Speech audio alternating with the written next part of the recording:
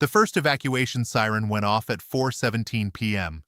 By 4:19, people were running out of their homes.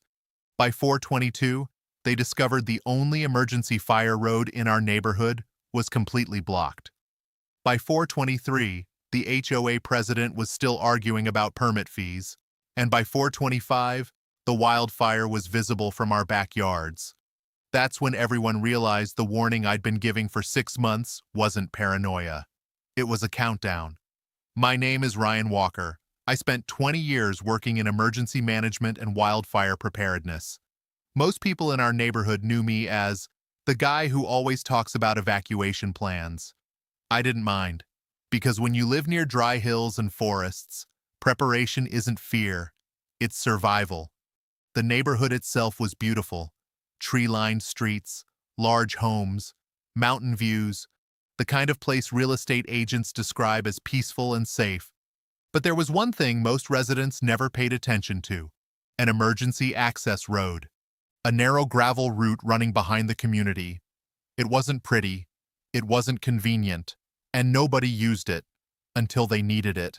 The road existed for one reason: wildfire evacuation. If the main entrance became inaccessible, residents could escape through the fire road while emergency crews came in. Simple, important, potentially life-saving, which is why I nearly dropped my coffee the first time I saw tents set up on it. Farmers market tents, right in the middle of the emergency route. I parked my truck and walked over. Fresh vegetables, craft booths, food vendors, a coffee stand, hundreds of people browsing. And directly in the center stood HOA President Brenda Harrison, smiling, collecting vendor fees. "Brenda," I said. She looked annoyed before I even finished speaking. "What now, Ryan?" I pointed at the road. "This is an emergency evacuation route. It's a community event. It's a fire road. It's temporary." I looked around. The entire route was blocked. Not partially, completely. Brenda crossed her arms. "You worry too much." That sentence became her favorite response to everything. Wildfire concerns? You worry too much. Evacuation planning? You worry too much. Emergency preparedness? You worry too much. The problem was that wildfires don't care what people think. I filed complaints. County Fire Department, Emergency Management Office, HOA Board, anyone who would listen. Some listened. Most didn't. Because the market was popular. Residents loved it. The vendors loved it. Brenda loved the attention. And when something is popular, people ignore risks. Months passed. Every weekend the market returned. Every weekend the road stayed blocked. Every weekend I documented it, photos, videos, emails, dates, times, everything. Because experience had taught me something important. People ignore warnings until they become evidence. One evening I attended an HOA meeting. The room was packed. Residents discussing landscaping, parking, and community events. When my turn came, I stood. The emergency fire road remains blocked every weekend. A few residents rolled their eyes. Brenda smiled. We've heard this before. Because it's still happening. The market generates community engagement. It also blocks evacuation. The room grew quiet. Brenda leaned forward. "Ryan, when was the last major wildfire here?" I answered honestly. 7 years ago." She smiled wider. "So you're asking everyone to sacrifice something they enjoy because of something that might happen someday?" I looked around the room. That's exactly how disasters work. Nobody applauded. Nobody thanked me. Most people looked bored. After the meeting, an older neighbor approached me. "You really think it's dangerous?" "Yes." He nodded slowly, then whispered something I'll never forget. "I hope you're wrong." So did I. Summer arrived, and with it came heat. Record heat. Weeks without rain. Dry grass, dry brush, dry hills. The kind of conditions firefighters hate. The kind of conditions that turn a spark into a catastrophe. One afternoon I noticed smoke in the distance, far away, barely visible. I reported it anyway. The response came back quickly, contained, no threat, for now. But then more fires started. nearby counties, nearby forests, nearby communities, each one bringing smoke closer, each one reminding me how vulnerable we really were. And still, every weekend, the farmers' market remained on the fire road. 3 days before everything changed, I sent one final email. Subject line, urgent. Fire road obstruction. Attached were photos, videos, maps, county regulations, everything. The response came from Brenda herself. It was only one sentence. The market will continue as scheduled. Saturday arrived. Market day, the busiest one yet. More vendors, more customers, more vehicles, more obstacles, less access. Exactly what I feared. At noon, temperatures reached record levels. At 1 p.m., winds increased. At 2 p.m., emergency services issued wildfire warnings for nearby regions. At 3 p.m., smoke appeared on the horizon. At 4 p.m., residents began noticing. At 4:17 p.m., the sirens started. Phones buzzed simultaneously across the neighborhood. Emergency alerts, mandatory evacuation, wildfire approaching, leave immediately. For a moment, nobody moved. People stared at their phones, confused, shocked, disbelieving. Then someone looked toward the hills and saw flames. Panic spread instantly. Parents grabbed children. Residents rushed to cars. Vendors abandoned booths. Everyone headed toward the exits. And that's when they discovered something terrifying. The main entrance road was already gridlocked. And the emergency fire road, the one designed to save lives, was still buried under tents, food trucks, vendor trailers, and hundreds of people trying to escape. I looked toward Brenda. For the first time in 6 months, she wasn't smiling. For a few seconds after the evacuation alert sounded, nobody moved. Not because they didn't understand the message, because they couldn't believe it was happening. The farmers' market had been filled with music, laughter, and families buying vegetables just moments earlier. Now people were staring toward the hills, and the hills were glowing orange. The smoke wasn't a distant haze anymore. It was real, visible, growing, moving faster than anyone expected. The wind carried ash into the neighborhood. Tiny black flakes drifted through the air. Children started crying. Dogs barked.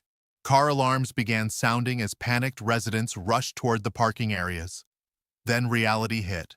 Everyone tried to leave at once. The main neighborhood entrance immediately became clogged. SUVs, pickup trucks, minivans, residents trying to pull out at the same time. Nobody moving, everyone honking.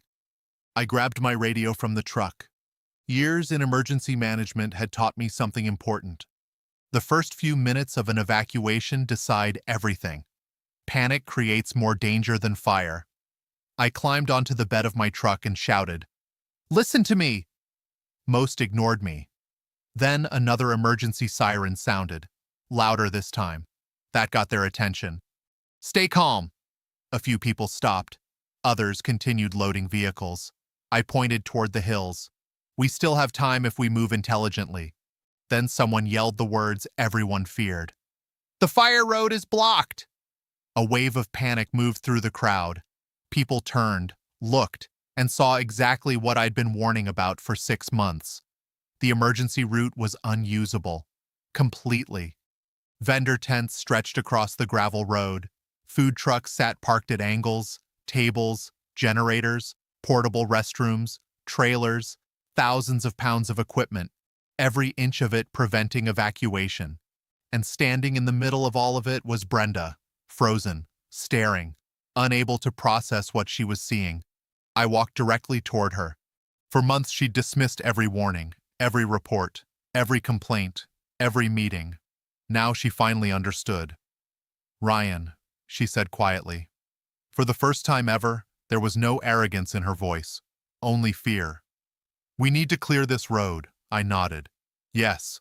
People were already shouting, some angry, some terrified, some demanding answers. "Why is this blocked? Who approved this? My kids are here. We need to leave now." Every question pointed toward the same person, Brenda, the HOA president who had insisted the market continue, the HOA president who ignored every warning, The HOA president who said, "You worry too much." A county fire engine arrived minutes later. The captain stepped out. One look at the blocked route told him everything. His face darkened immediately. "Who authorized this?" Nobody answered. Then dozens of eyes turned toward Brenda. The captain followed their gaze, and suddenly Brenda became the center of attention. She tried explaining, tried talking, tried justifying. It was a community event. We had permits. "I didn't think," the captain cut her off. "You blocked an emergency evacuation route." Silence. The wind intensified. Ash filled the air, and somewhere beyond the ridge, flames continued moving closer. The captain turned toward his crew. "Clear everything." Firefighters immediately got to work. Vendors helped, residents helped. Anyone who could move equipment started moving equipment. But there was a problem. What normally took hours to dismantle needed to disappear in minutes. And minutes were exactly what we didn't have. I joined the effort, dragging tables, moving barriers, helping direct traffic. Everywhere I looked, fear was growing. Parents were rushing children toward vehicles. Elderly residents struggled with luggage. Pets barked from back seats. People were crying, praying, calling relatives. And above it all, smoke kept getting thicker. At one point, I saw Brenda standing beside an overturned produce stand, motionless. She looked completely different now. Not powerful, not confident, not in control. Just scared. A woman approached her angrily. "My mother is 82 years old." Another resident joined. "My kids could have been trapped." Then another. "And you ignored every warning." Brenda didn't respond, because there was nothing she could say. The evidence was visible to everyone. The blocked road, the panic, the chaos, the danger. For months it had been a theoretical risk. Now it was reality. Suddenly another emergency vehicle arrived, then another, then several more. County emergency management, sheriff's deputies, fire command personnel. The situation had escalated. Fast. A deputy approached me. "Are you Ryan Walker?" "Yes." "We received multiple reports mentioning your previous complaints." I handed him copies from my truck. Emails, photos, documentation, everything. He looked through them, then looked back at me. "You warned them repeatedly." "Yes." He nodded slowly. Then he walked toward Brenda. For the second time that day, I saw fear appear in her eyes, because she realized something. The wildfire wasn't the only disaster heading her way, and this one had paperwork. Meanwhile, firefighters finally opened part of the emergency route. Residents began evacuating through the road, slowly, safely, order replacing panic. The system was finally working, the way it should have from the beginning. As the last vendors cleared out, the fire captain approached Brenda. His voice was calm, almost too calm. "Ma'am." She looked up. "We're going to need a statement." Her face turned pale, because she finally understood. This wasn't an HOA issue anymore. This was an emergency management investigation. And those investigations have consequences. The flames continued glowing beyond the ridge. The evacuation continued. And as emergency vehicles filled the neighborhood, Brenda watched her authority disappear one decision at a time. The evacuation lasted through the night. For hours, residents sat in school gyms, community centers, and emergency shelters watching news updates on giant television screens. Nobody slept much. Parents checked on their children every few minutes. Pets rested beside their owners. Neighbors shared snacks, phone chargers, and stories. And one topic dominated every conversation. Not the wildfire, the fire road. For months, people had dismissed the warnings. Now they couldn't stop talking about them. Ryan tried telling us, "I remember that meeting." Didn't he send emails? Why didn't anyone listen? The answers were becoming painfully obvious. The wildfire was eventually contained before it reached the neighborhood. Firefighters worked through the night. Wind conditions improved. Crews established containment lines. And by the following afternoon, officials announced that residents would be allowed to return home. The neighborhood survived, but the investigation was just beginning. 3 days later, county officials arrived. Not firefighters, not police officers. Investigators, clipboards, cameras, documentation teams. People whose job was determining exactly what had happened. And they had questions. A lot of questions. They interviewed vendors, residents, emergency personnel, HOA board members, anyone connected to the blocked fire road. My interview lasted nearly 2 hours. I provided everything: photos, emails, videos, meeting notes, timeline records, every complaint I had submitted during the previous 6 months. The lead investigator stopped halfway through reviewing the documents. "You kept all of this?"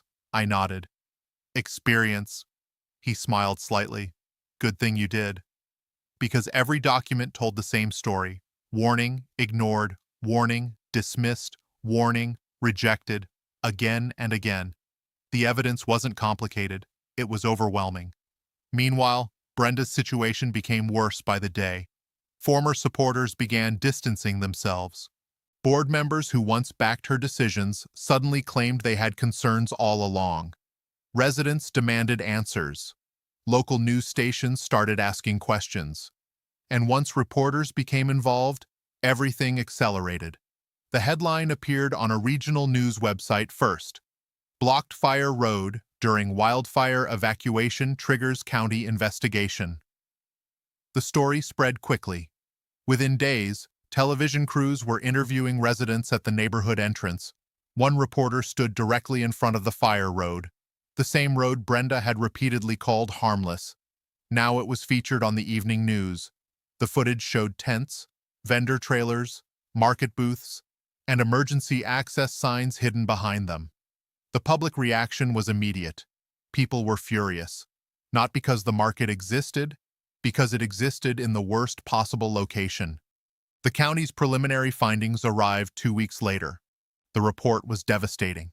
It concluded that emergency access had been improperly obstructed, multiple warnings had been documented, risk assessments had been ignored, evacuation efficiency had been significantly reduced. Most damaging of all, the report specifically stated that the obstruction was preventable. Preventable. One word. A lifetime of consequences. The HOA board called an emergency meeting.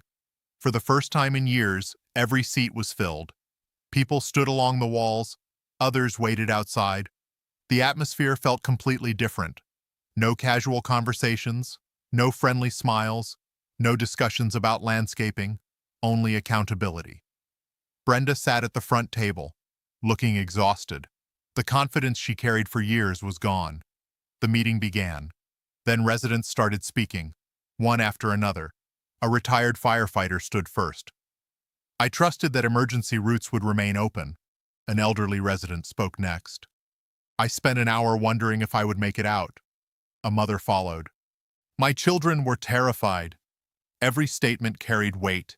Every story reminded people how close they had come. Then the board president pro tem stood.